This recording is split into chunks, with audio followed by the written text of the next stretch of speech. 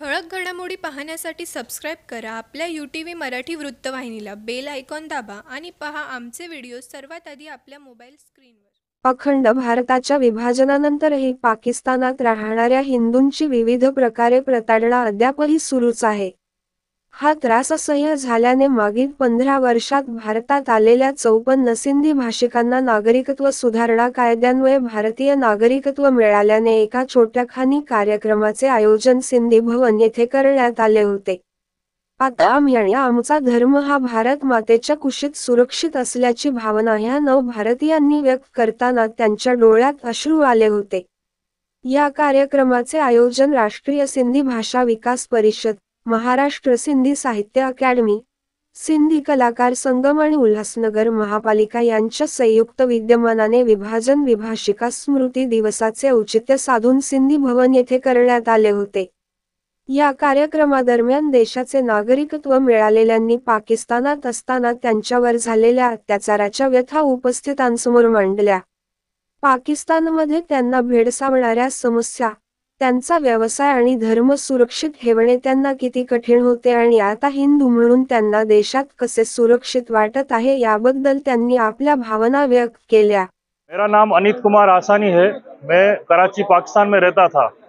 2013 में मैं अपनी तीनों बहनों के साथ और अपनी वाइफ और अपने माता पिता के साथ यहाँ उल्लासनगर में आया। वहाँ हम पर कुछ अलग ही परिस्थितियाँ थी, कुछ अलग विभाजन थे, तो वहाँ पे हमको थोड़ा मुश्किलात हो रही थी, काम करने में भी, रहने में भी। तो फिर यहाँ पे हमने भारत माता में आके यहाँ पे हम 2013 में उल्लासनगर में आए। अब 2013 से यहाँ तक जब तक थे हमने बहुत कोशिशें की, सिटीजन की बोला अभी बहुत टाइम है। और जैसे ही CA का जो अमेंडमेंट आया तो उसमें हम लोगों को उन लोगों ने सिटीजनशिप दे दी।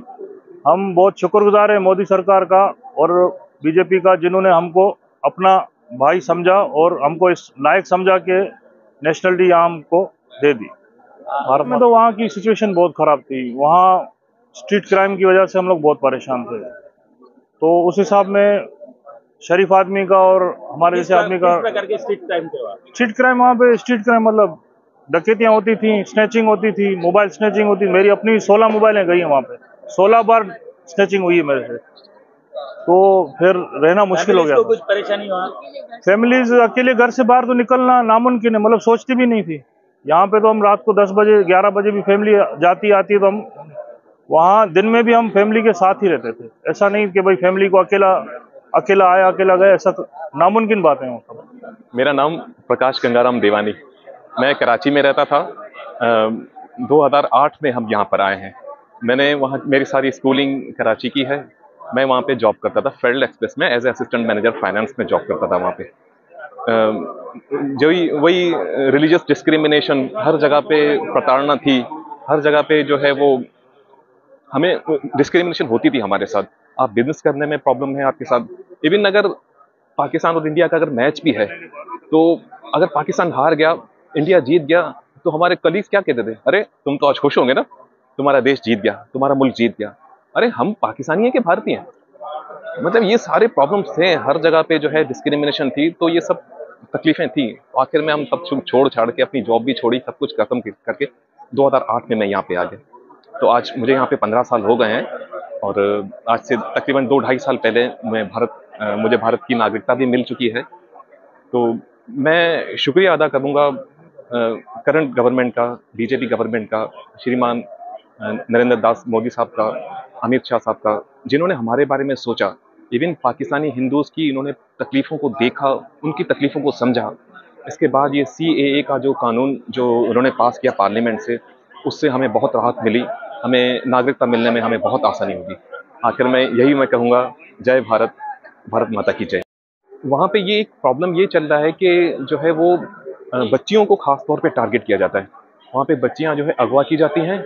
उनको इस तरह से समझें कि उनके अगर आप जो फैमिली मेम्बर जो जाएंगे FIR कटवाने के लिए, तो वहाँ पे FIR नहीं कटेगी उनकी। फिर अब पेरेंट्स को पता ही नहीं कि हमारी बच्ची है कहाँ पे, तो वो उनको 6-7 दिन तक अपने साथ रखते हैं।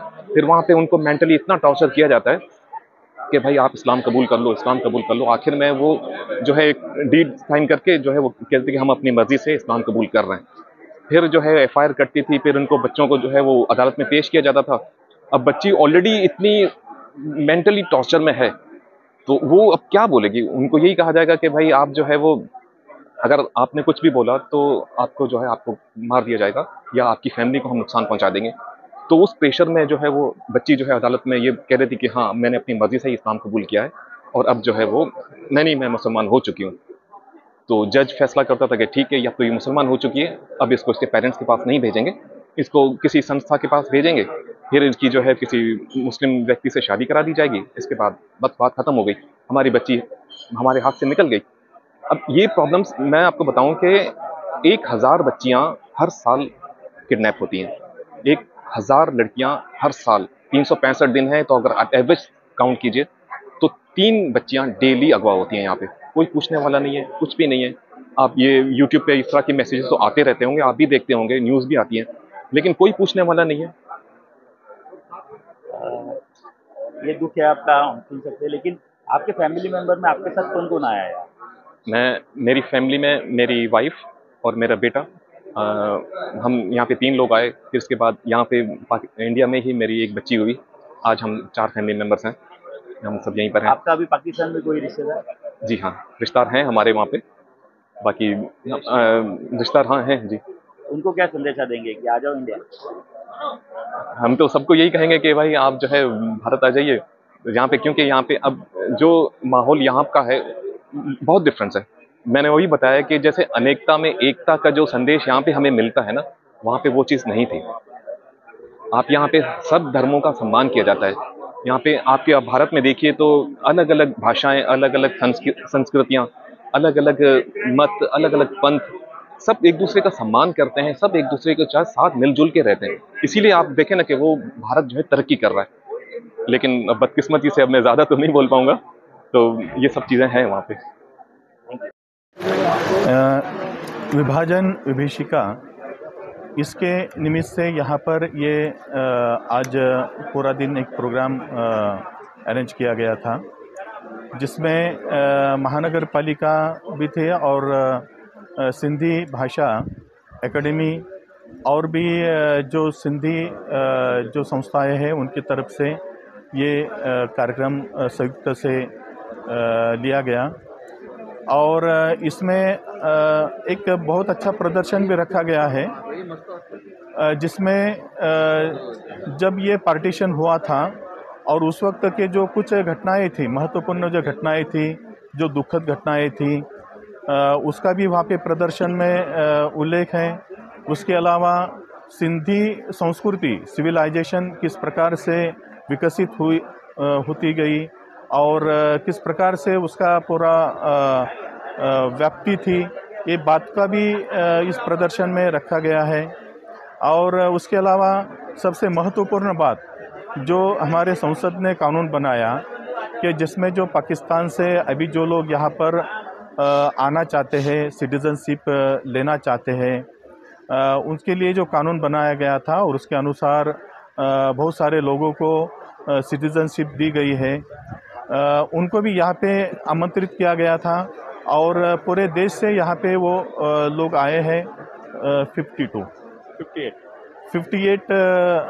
ऐसे व्यक्ति यहाँ पर आए हैं जिनको सिटीजनशिप दी गई है। इस प्रकार से एक बड़ा ही अनोखा एक कार्यक्रम यहाँ पर संपन्न हो रहा है, जिसमें कुछ जो हम जिनको कहेंगे हमारे सप्रे साहब, जो एक जबलपुर से आए हैं, मध्य प्रदेश से आए हैं, और इन्होंने भी यहाँ पर काफ़ी अच्छा मार्गदर्शन लोगों को किया है और भी लोगों ने काफ़ी अच्छा मार्गदर्शन किया है। और इस प्रकार से एक अलग प्रकार का, एक अनूठा प्रकार का ये कार्यक्रम यहाँ पे संपन्न हुआ है। और जहाँ पे जिन लोगों को ये सिटीजनशिप मिली है, उनका हमने यहाँ पे स्वागत भी किया है, उनका फेलिसिटेशन भी किया है, और हमारे उल्लासनगर शहर में उनका हमने स्वागत भी किया है। तो इस प्रकार से ये बड़ा खूबसूरत तरीके से जो अरेंज किया गया था प्रोग्राम, उसको वो आज संपन्न होने जा रहा है। राष्ट्रीय स्वयंसेवक संघाचे सदानंद मधुकर सप्रे यांनी विशेष उपस्थिती लावली होती. त्यांनी अखंड भारत या संकल्पनेवर प्रकाश टाकला. त्यांनी इस्रायल देशाचे उदाहरण देताना महत्वाकांक्षी रहा. पुन्हा एकदा पाकिस्तान व्याप्त सिंध प्रांतात हिंदूंची घर असतील, असे आशादायी विधान केले.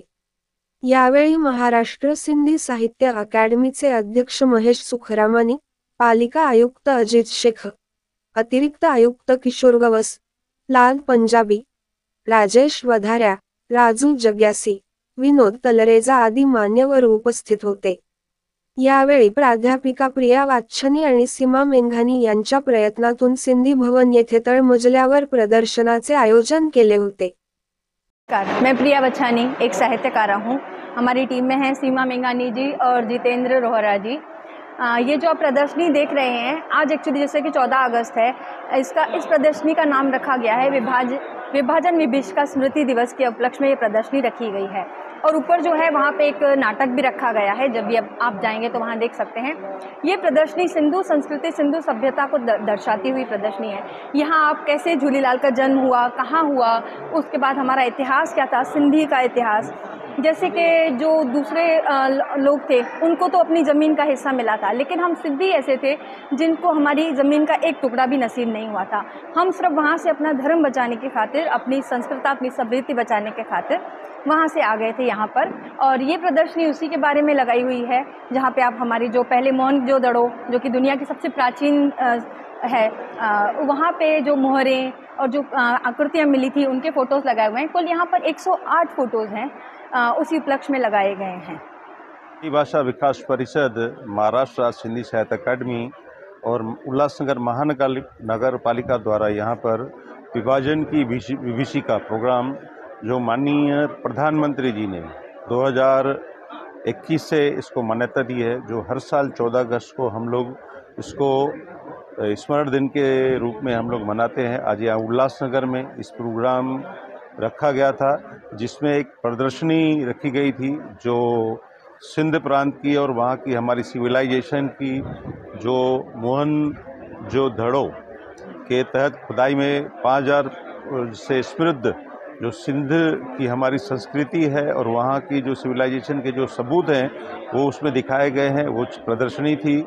और आज यहाँ पर एक नृत्य नाटिका द्वारा यहाँ पर उस समय की त्रासदी किस प्रकार बच्चों में उस तरह पहुँचे और बच्चों को उस त्रासदी की लिए बताया जाए, वो एक नृत्य नाटिका प्रस्तुत की गई।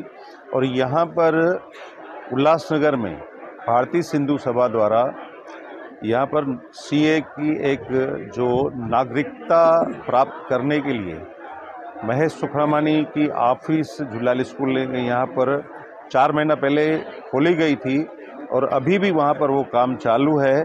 और उस ऑफिस द्वारा 58 लोगों को नागरिकता मिली है, उनको यहाँ पर बुलाकर सम्मानित किया गया है और उनका वेलकम किया गया है अपने ही देश में।